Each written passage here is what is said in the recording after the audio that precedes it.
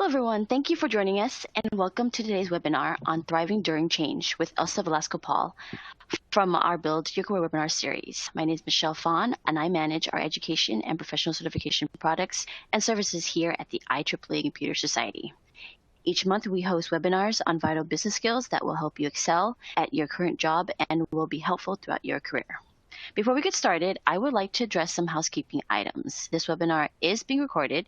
Tomorrow, you will receive an email with both the slides and the recording of today's webinar. During this webinar, you can ask any questions using the Q&A box you see on your screen. Elsa will answer as many questions as she can following her presentation. If possible, please reference the slides your question refers to. Change is unavoidable in the post-COVID workplace. The IEEE Computer Society is here to help you adjust and thrive as you continue to navigate through the changing landscape. We provide various opportunities to connect with the professionals from all over the world, such as our technical communities and our student and professional chapters. We provide resources for career building, such as our job boards featuring numerous open positions in the U.S. and resources that can get you closer to your dream job. Additionally, you can access up-to-date career advice from computer experts by visiting our Tech News blog. More information will be shared after the webinar. You can also learn more at computer.org. As mentioned, joining us today is Elsa Velasco-Paul, co-founder and creator of the M&E Group, a marketing consulting firm based in Tulsa, Oklahoma since 1997. Elsa also serves as the international CX manager for the global company, the Crosby Group. She also trains corporations both in person and webinar format on many different subjects such as persuasive communication, design thinking, branding, leadership, and continuous improvement process. With that being said, Elsa, thank you for presenting today. The floor is yours. Awesome. Thank you so much, Michelle. Welcome, everybody. Welcome. And what a relevant topic today, right? Think about it. Since 2020, so much has changed in the workplace and frankly, in the world at large.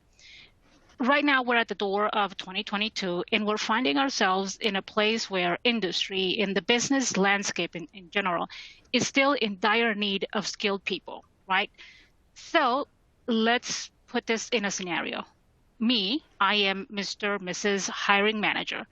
And then once I'm lucky enough to find somebody as valuable as you, Mr. or Mrs. Amazing Employee, because I've been so desperate to find somebody, I'm going to cling on to you for dear life. Then I proceed to do a couple of things. One, I'm either going to hover over you because, well, you guessed it, right? I have nobody else. And because I have nobody else, I'm going to give you my most valuable accounts, my most valuable projects. Also, because I have nobody else and I just gave you my most valuable accounts, I'm also going to, you guessed it, tell you exactly how to handle those most valuable accounts. Surely you, super qualified employee, need me to tell you how to do your job.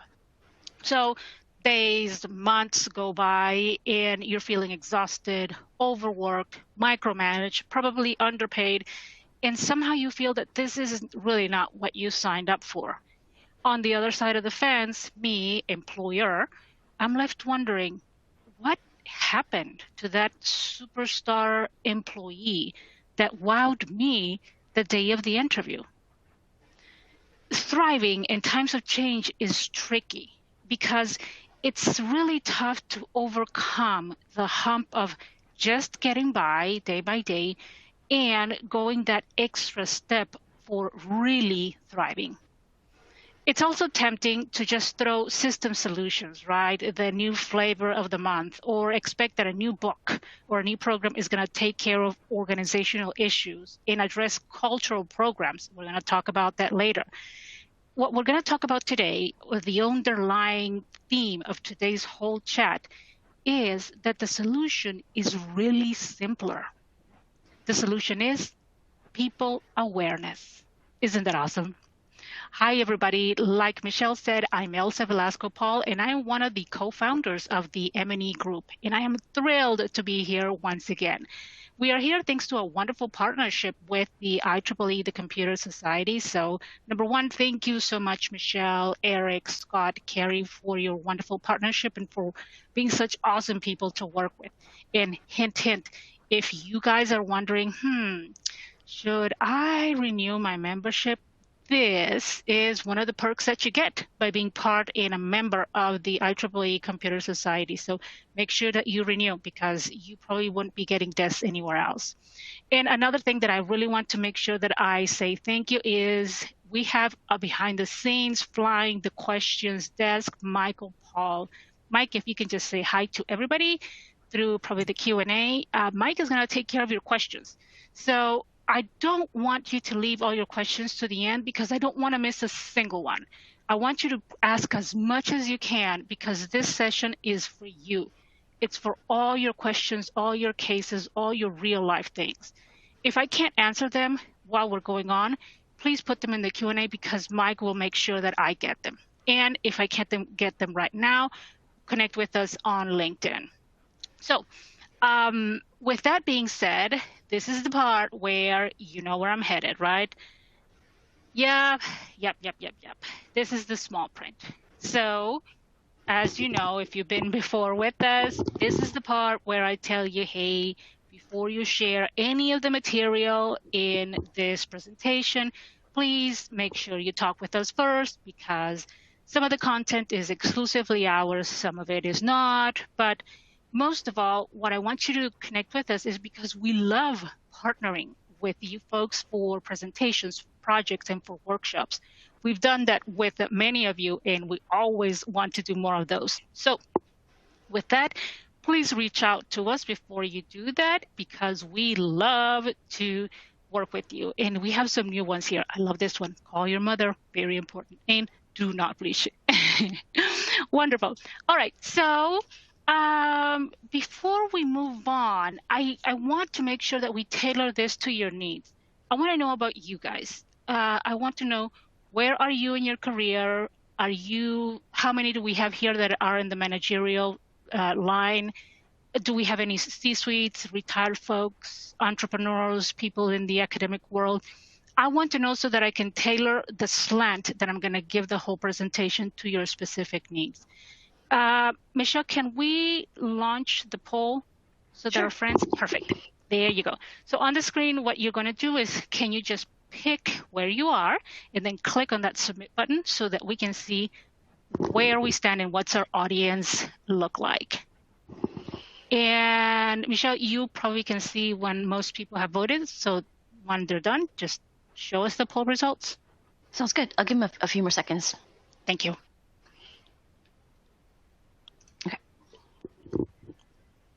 Here's the results. This is beautiful. We rarely get this so clean and well balanced. All right, I love, PhD candidates. You guys are working so hard. Kudos to you. Keep going. You're going to make it. All right, so for my entry level, perfect, because this is exactly the time when you want to hear about this one. I am thrilled for my retired folks. Please tell me what made you want to come here. If you don't mind in the Q&A, can you share the reason why you joined the session today? I'm very curious. Okay, managers, supervisors, and directors. This is me. This is me completely putting myself at your service. So every single one of those cases that you have, make sure that you put them in the Q&A, okay? Because I want to hear those specific cases so that I can help you. All right, we got you. All right, so now that I know what the composition of the team is, I know how I'm going to slant this. And let's start from the top, right? The top is, what is thriving and why are we even talking about thriving? Well, thriving in general, think about it, conveys these feelings of energized, feeling valued, feeling that what you do is valued, not only yourself, but your actions. Thriving often translates into being productive and increases openness to challenges presented, to learning about it, and having the opportunity to continuously learn and grow. It's about overcoming natural challenges, everything that comes your way. And something very interesting is that we are naturally wired to overcome these, preservation of the species. We just have to, again, stay aware about this. To thrive in the years ahead, companies in general, we're going macro now, they need to change their perspective. So instead of thinking of people as just a plain resource, they need to see them as talent, as skilled people, as the secret sauce, as what makes people, what makes companies get ahead. They need to change their underlying mindset and reconceive the strategies from how do they hire, how do they keep people, and how do they keep people engaged. That's rethinking and reconceiving these tactics, and that goes all the way from the top all the way to the bottom. So it comes from all the way from the day that you hire them and the way that you keep these people. So instead of taking employees, instrumentally as a means to an end, you just have people, how many do I have? Companies need to take this talent, skilled people, as deploying it as the company's advantage. And that is the secret source. People essentially have to be the priority. By 2030, companies around the whole world are going to have 80 million skilled talent jobs unfulfilled. So if this is not a red flag, I don't know what is. This gap is going to be an enormous, severe economic toll. The traditional talent, skilled job strategies are going to have a very hard time satisfying.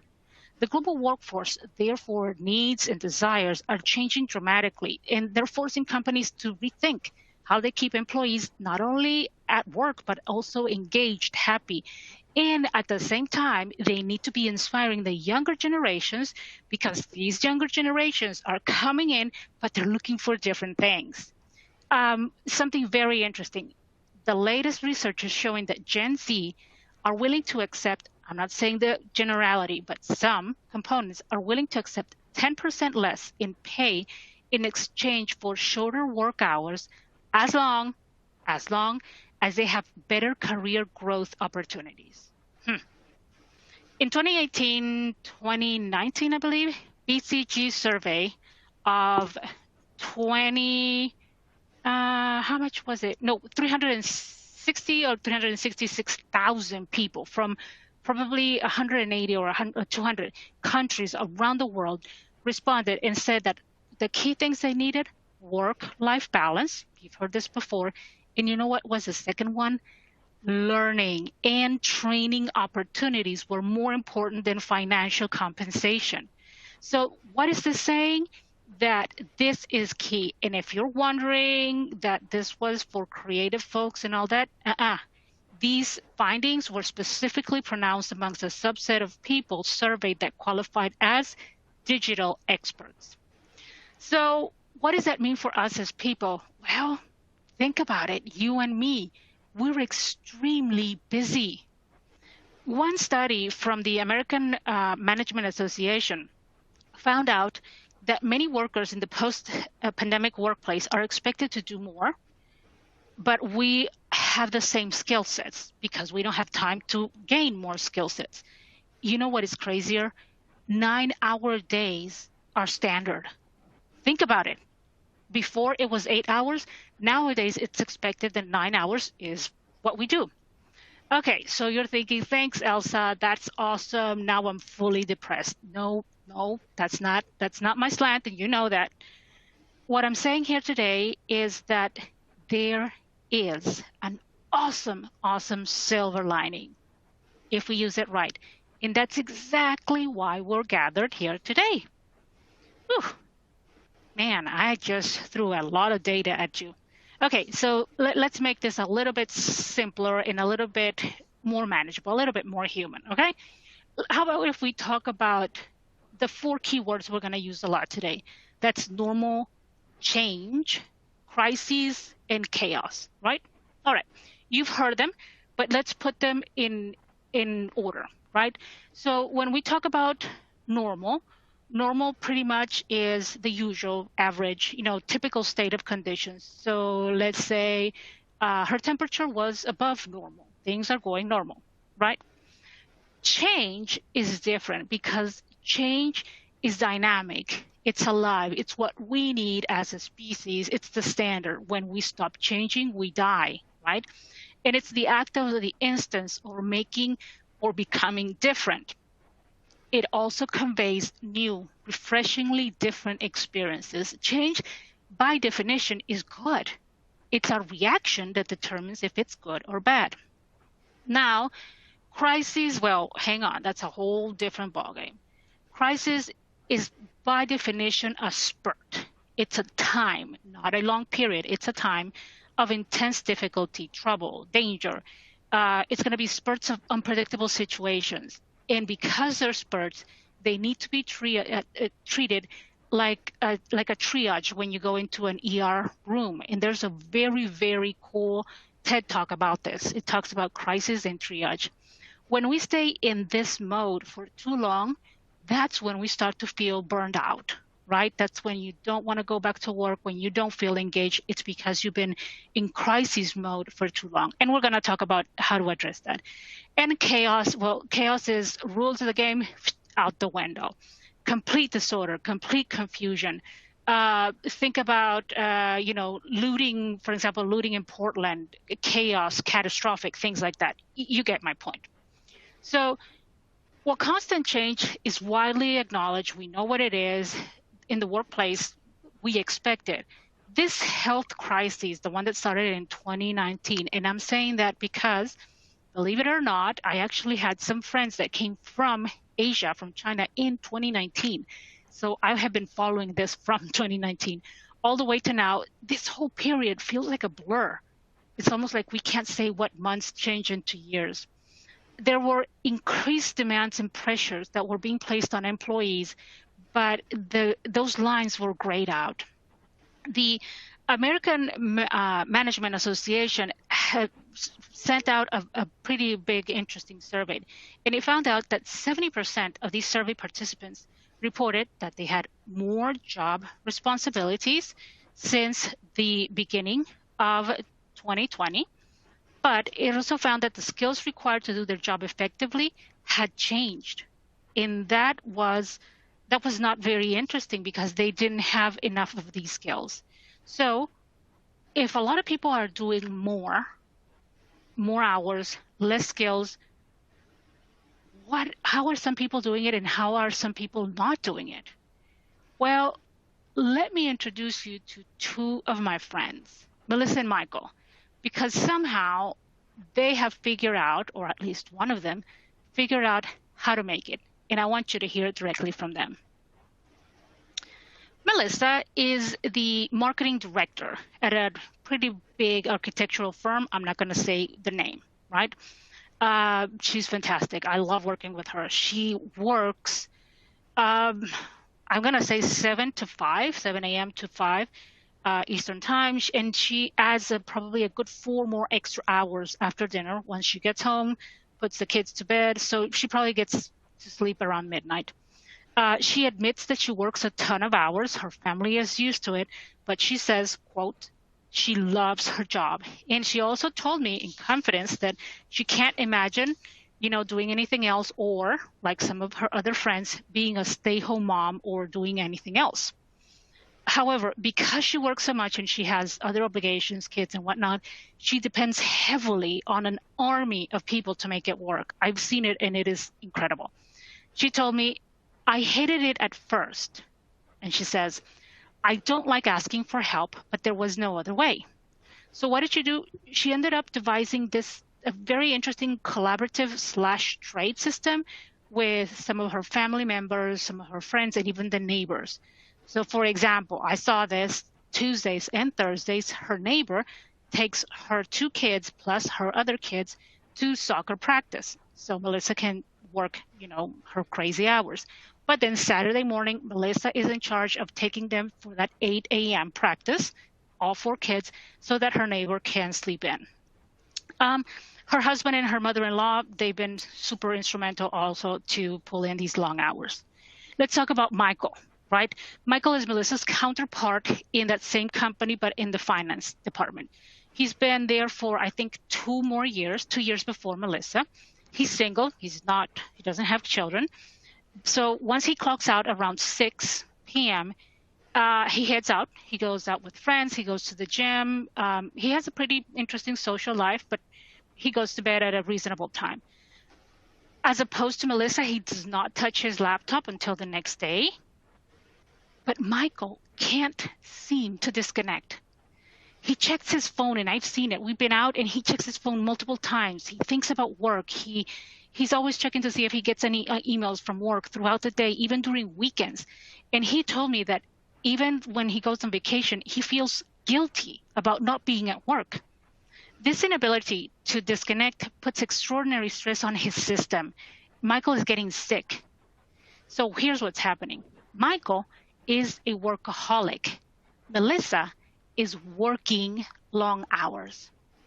The key here is that to thrive, we need to be able, above everything, to control our reaction to the environment, to whatever comes our way. So to do this, I want to know, what are you guys doing? So what are some options and to minimize this, I put out some of these options. What do you do in times of crises to navigate through it better? Do you need a little bit more communication? Do you just rely on a strong team? Do you need better instructions from your leadership team?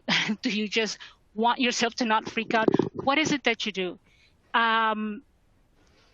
And once you're ready, just click on there and click submit. And then, Michelle, once you're ready, can you click so that we can see the results? Sure, sounds good. Like I said, I'll give him a few seconds. Okay, perfect. I am so giddy. I want to see what everybody's doing. Yeah, because every time it's different, you know? Absolutely. Okay, I will switch to slides now. Okay. Oh, wow. Okay, perfect. This is fantastic. I love it. I love it. I love it. Because here's the thing. You guys are following the trend. Communication is key, and adjusting. This is beautiful. It's like you guys were in my notes. I have to say this. Somebody leaked my notes out there. Beautiful. Excellent. Okay, so let's talk about these strategies, right? And these are the 5 most effective strategies that we found in our research throughout this whole year that helps us thrive whenever we find ourselves not only in these specific situations, but anything that conveys uncertainty, right? So the first one, this is an understanding at a strategic level of what does this hybrid workplace mean. This is a combination of remote plus working in the office, and where is that gray zone?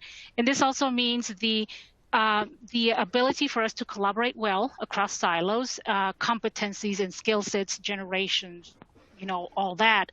The tactical change management means that we understand change management not only as a concept, as an abstract, but also at a managerial level with departments as a day-to-day understanding, right? Adaptability, you guys just said it in the poll. It's this capacity that we have to feel comfortable working in lean environments, in very fast environments, but in very effective environments to make changes within the organization, to speak up, to know, to prepare, but to be very fast according to whatever is thrown at us. I have to disclose it, my favorite, emotional intelligence, because emotional intelligence is going to be tied to adaptability, to understanding change, to understanding self-motivation, but it's also going to be tied to grit. And grit also is that fire to push yourself, to pick yourself up when you fall, also to be able to see the bigger picture, to be aware of those around you, to read the room and see how you can adapt to make things better, to be proactive, right? And last one but not least, self-motivation. And this is to be creative. And when I mention creative, this is not creative as, artist or things like that. Creative as in the sense that I am in accounting and I find better ways to do what I do to make it work within the situation that I am in. Make sense? All right, let's talk about the first one. The strategic understanding of this hybrid workplace is better understood the way that John Clarkson, the former CEO of BCG, said it. He said that the 21st century companies were going to have to work with teams as if they were small jazz combos rather than these giant orchestras that were back in 2020s. And that's a reference that people have to improvise quickly, adapt to one another's needs, and to one another's quirks, to the way that we all work, because now they're very, very visible. They're very glaring because there's nothing else to diffuse it. As significant numbers of workers are going to continue working remotely long term, the hybrid workplace is becoming this new normal, and it's pretty confusing because with hybrid teams, clear communication is going to be critical, but it's still very challenging. So for example, we have some members, I have that with my team, that they might be working different time zones, different schedules. To aggravate something, we have Wi-Fi issues, we have platform functions, we have people that have difficulty concentrating or connecting with people, Zoom exhaustion, collaborating during virtual meetings, distractions at home. All these things, they are impacting communication. And also, when some of us are remote, there's a sense of remote community. When most of us are in the office, then all of us have a sense of community. When some of us are remote and some of us are in the office, a sense of community is broken. And that is something that we need to be very, very aware. Tactical change management, and we mentioned it a little bit before, is that change management that can be applied into everyday activities. Take it out of the piece of paper and do something with it, right? We know that change is going to happen. This is nothing new, but we need to take the stress out of it. And how do we do it? Well, we make it something that is understandable, in that something that I can be inserted in, that I can understand what the rules are. So I know that there's a lot of transformation that is needed. So how can I address it? Well, we need to have a great program, and I don't know if you've heard about it, like the always on real life transformation models, the Heads, Heart, and Hands program. And this is very simple. It's at a whole organizational model. And what it means is the organization understands that whenever they're deploying changes at any level, they show the vision, that's the head, give the inspiration, that's the heart, and the hands means build the capacity to execute that vision.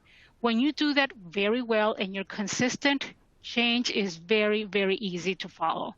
And by the way, the number one skill in the 21st century, you guessed it, remains to be the skill to learn new things.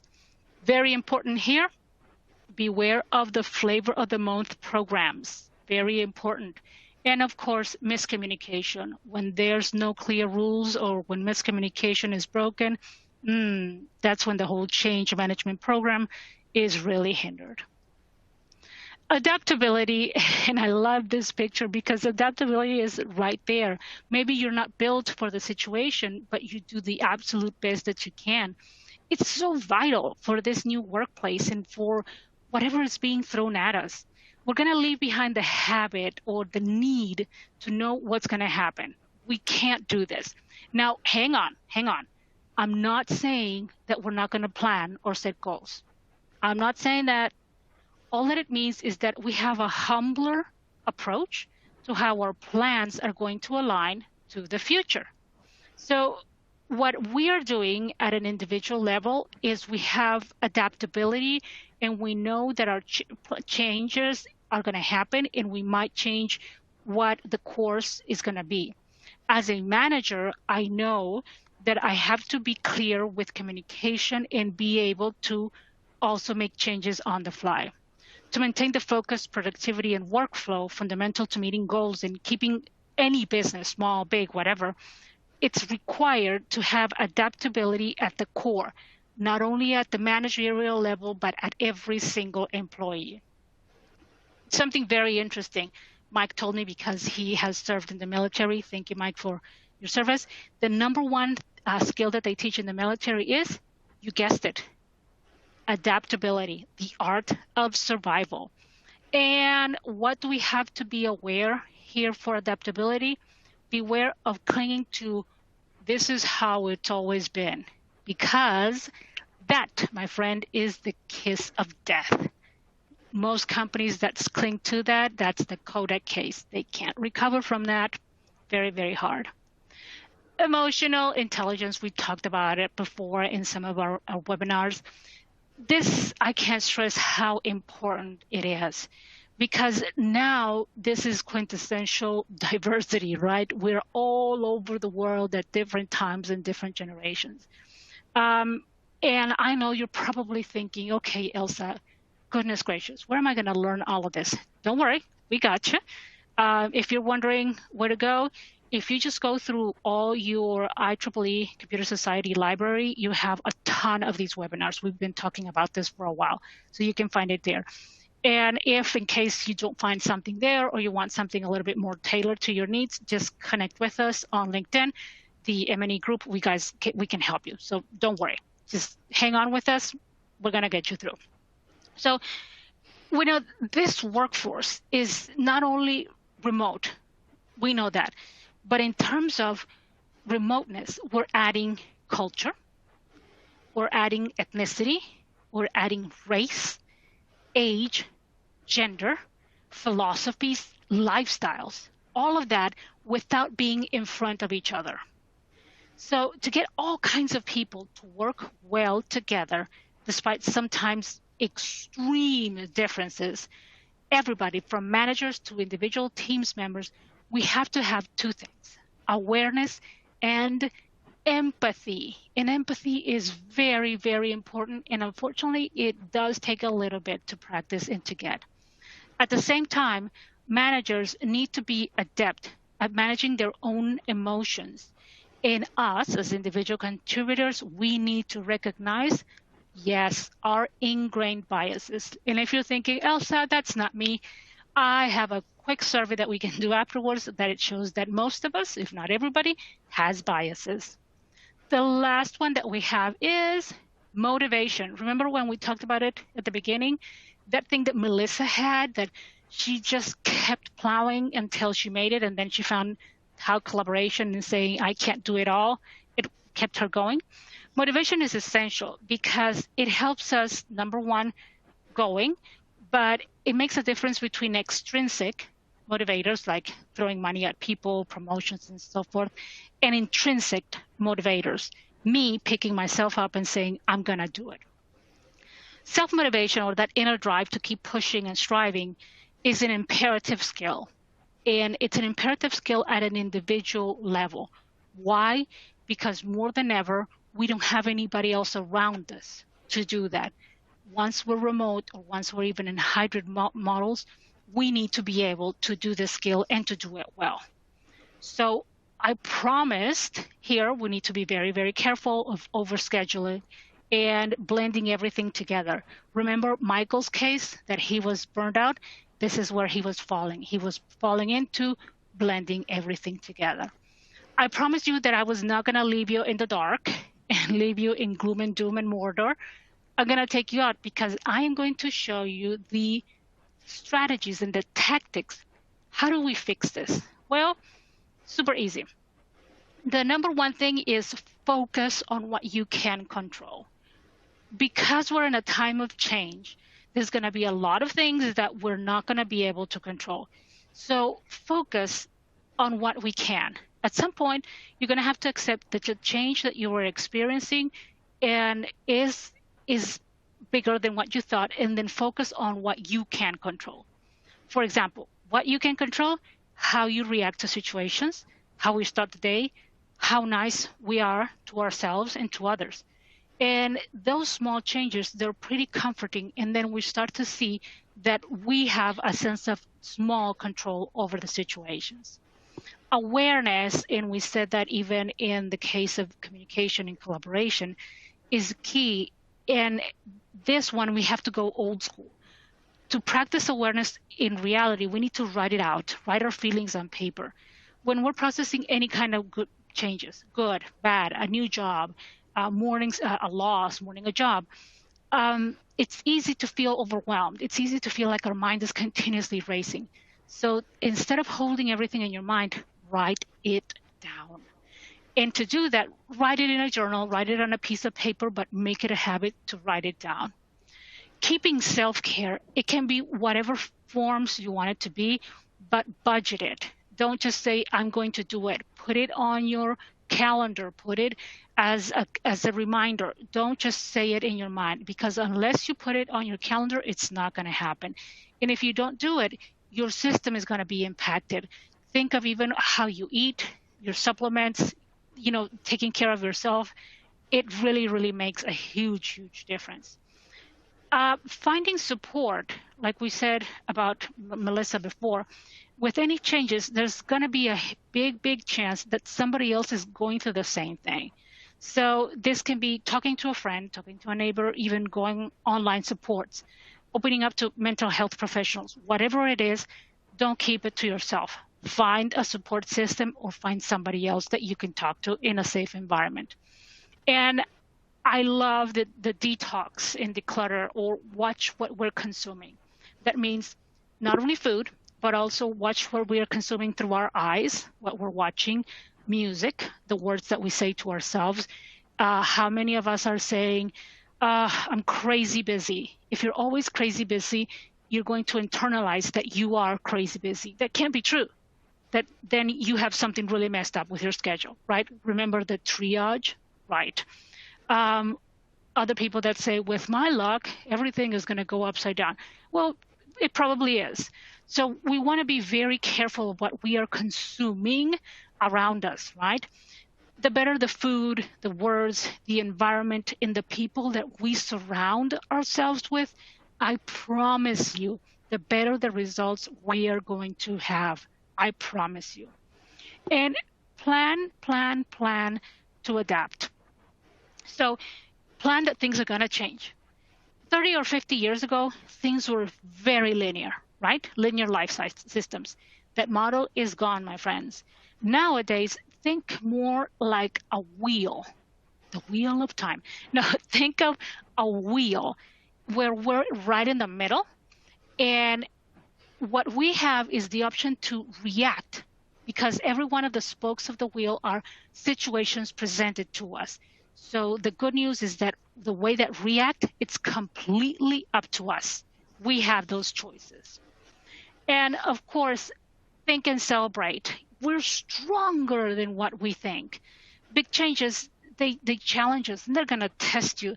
But you know what? We're going to grow from all these things. And I want you guys to remind yourselves that as often as you can, that number one, we're strong, and remind you of what things you went through and how you came out of it.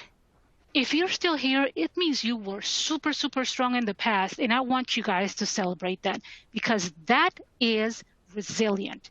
You made it. You totally, totally made it. So great job. The next one, I'm going to ask my partner in crime from the M&E group. Mike, would you like to talk about tools? Because this is your kingdom. Hi, everybody. Elsa, can you hear me? Yes. Okay, well, thanks for having me on. I am, by way of introduction, my name is Michael. I'm the other half of the company, the M&E group, the other co-founder, and together we've spent 50 plus years in corporate, navigating the corporation and trying to find effective collaboration skills across silos. And I was asked to come on to just talk about tools very, very quickly. And you might write these down. I think some are on the slide, some may not be. But you also see the importance because you ranked communication, or the search for communication during a crisis, as second to the top priority. So you see it too. But here are some tools that you might write down. And these tools are based on speaking across silos within a company, getting your clients involved so that communication is prevalent and smooth. And here they go. I'm going to give you 5 or 6 of them. The first one is a company called, or a product called ClickUp. You might have heard of most of these. The second one is Wrike, W-R-I-K-E.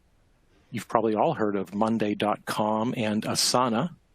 You've probably all heard of HubSpot, Smartsheet, FreshBooks. I happen to use a smaller company, value priced, but quite feature-rich, called Pro Workflow. All of these are very similar. They have a lot of similar feature sets, but some of the differences are the ability to have or record timesheets, the ability to give your client certain levels of visibility into projects, and then other smaller customization issues. But those are some tools that might help you out. We'll put those and list those on our Facebook page, but those are some of the strategies and tools that we use to collaborate across the corporation. Thanks, Elsa.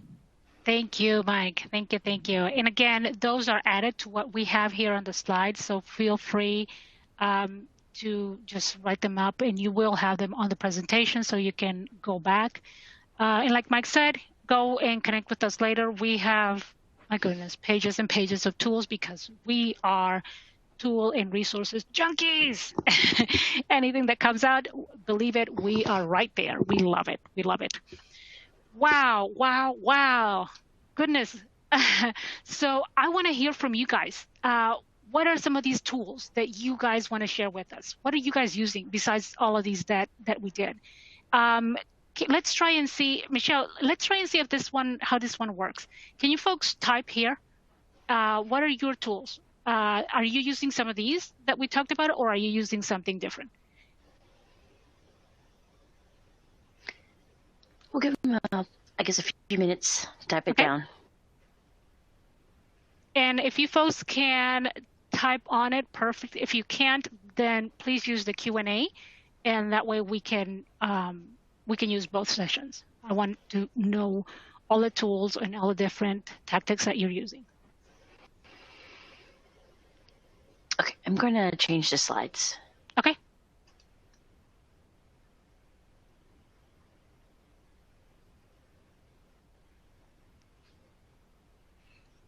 Let's see if we're able to see the results.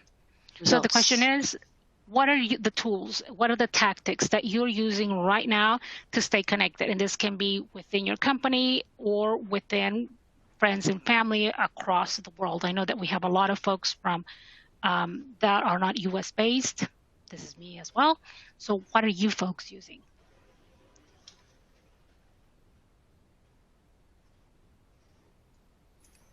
Elsa, I see somebody using Trello, somebody using Asana. Yes, I love it.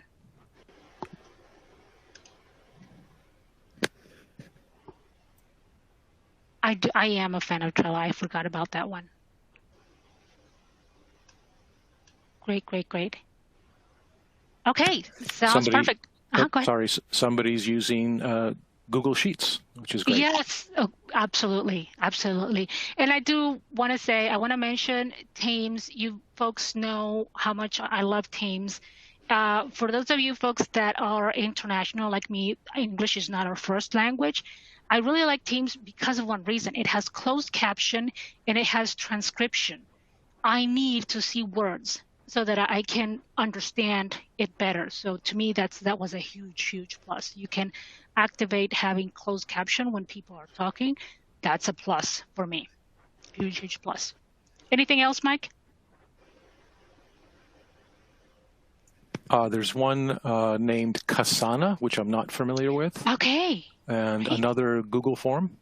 Okay, perfect, perfect. Well, thank you, folks. Thank you so much for sharing those with us. Awesome, awesome. Wow, what a journey, right? And that's the whole point of today, that this is not a sprint. I know that feels like it. We have the sense that we need to get everything done every single day. Friends, this is a journey. It's not a sprint. The whole notion of normal business practices, and I kind of have a little bit of a upsetness when people say that this is the new normal. The new normal is built wherever we make it to be, right? So what's really happening around us every single day is that things have changed. And the one thing that we want to do is we need to treat people as skilled, connected, empowered people. When we empower them, we keep them connected, and we give them the skills, plus technology. This is what's going to be the key to keeping thriving systems, and that means the people are thriving and the companies are thriving. The second thing is that we need to take the leash off, completely the leash off, and let people communicate, connect, and be creative. Once we do that, remember my example of hiring the super brilliant employee and then telling them how to do their job? We have to stop doing that because people they're ingrained in their systems to connect. And it's also ingrained in them to survive and to do the best. They want to connect and they want to be creative. And at the core, just like Melissa's case, vulnerability. Take the shield down and admit that you can't do it by yourself. Because guess what? Most of us are in the same boat. That's exactly what's happening. Since 2020, so much has changed that despite all the changes, the challenges, and all the uncertainties, I think that businesses, and you're probably seeing it too, businesses are starting to discuss that things are going back to quote unquote normal. Quite a tour, right? Let me see. We started discussing the specifics of the workforce, the landscape, the unique needs and requirements. And then we talked about thriving, right? We had a nice baseline there. Then we jumped to getting the baseline language when we talked about normal, change, crises, and chaos. That was pretty cool. And then from there, we started examining one by one the 5 key strategies that we believe are the most critical for thriving and relevant for these times of change. And as is our custom, you guys know this, we added some personalized tactics and tools. I think my favorite part was you guys were able to collaborate and be part of the presentation by sharing this with us too. Nearly everyone could benefit from strengthening their ability to communicate up and down across any organization. Learning how to become a better listener, how to connect better, is also indispensable to effective communication, whether it's face-to-face in the same office or virtual. We saw Melissa's case again, where we saw her acknowledging that she couldn't do it. But because she couldn't do it and because she acknowledged her, she was able to make it better. One phrase that she saw, I wrote it down because it was beautiful. She said, I can't do everything, but what I can do, I needed to find out how to do it well. And the key for her was collaboration, connection, and getting creative. So her solution was carpooling, meetings, doing reports, but not doing it as she always was. It was doing it in a collaborative manner. She said most of the time, finding a way to do it in a collaborative manner was the key. In doing it so, it was fun, it was creative, and I started to find support systems I didn't even know I had. This was so eye-opening, so interesting. Connection and being vulnerable was actually the key to thriving. See, I promised you, there was a silver lining after all this chaos. Thank you, everybody. It's been a pleasure being with you guys. Great. Thank you, Elsa. I'm trying to look to see if there's any more questions. All righty. Oh, I love my retirees. Thank you so much. Thank you. Okay, any questions? Elsa, I see one here that might need some attention. It says for a team to be effective, it's not diversity, but that the team members play together well and understand each other and cooperate. Yes. Empathy, right? Empathy, yes. And empathy is actually built on diversity. We need empathy because we're not alike. We're not uniform. And that's where adaptability and emotional intelligence plays in. We don't know how you think, but I am willing to be vulnerable enough to say it. I don't get you. I don't understand you, but I'm willing to sit down and figure out why you're doing it, what you're doing. That's all that it takes. I don't have to even agree with you, but I need to be able to understand where you're coming from. Yep. Great question. There's another here that the question is how to deal with imposter syndrome. Friend, that's a whole different workshop. I love it. I love it. You know, imposter syndrome happens because we believe in the fakeness of being perfect. You know that? Number one, we don't have to be perfect. That's not true. And number two, once you believe that you don't have to be perfect, there's no point in you believing that you're an imposter. You're going to make mistakes, but everybody else is making mistakes too. So how can they be an imposter if what you're presenting is yourself? You're going to be imperfect, but everybody else is too. So what you presented the first day, that was you, and they saw you.